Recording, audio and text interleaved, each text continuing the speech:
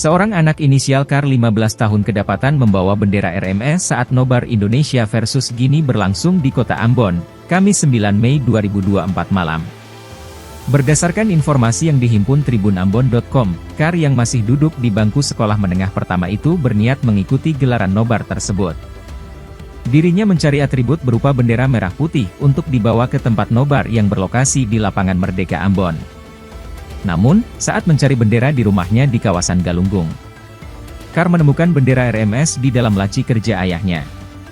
Diketahui, ayahnya, Aibtu Ali Abdullah merupakan anggota Polri yang bertugas di Direktorat Intelkam Polda Maluku. Kemudian, KAR membawa bendera RMS itu ke lokasi nobar. Tepat di perempatan Masjid Al-Fatah, Jalan Ayepeti, KAR lantas membuka dan mengibarkan bendera RMS yang sebelumnya sudah diikatkan pada sebuah kayu. Pelaku yang masih di bawah umur itu nyaris dihakimi warga.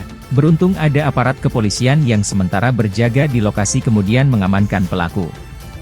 Terpisah dari itu, Dirkrimum Polda Maluku, Kombes Pol Andri Iskandar saat dikonfirmasi tribunambon.com mengatakan bahwa kasus tersebut masih dalam pengembangan.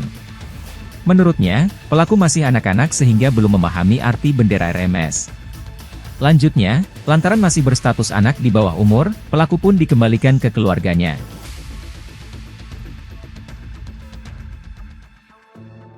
Download Tribun X sekarang, menghadirkan lokal menjadi Indonesia.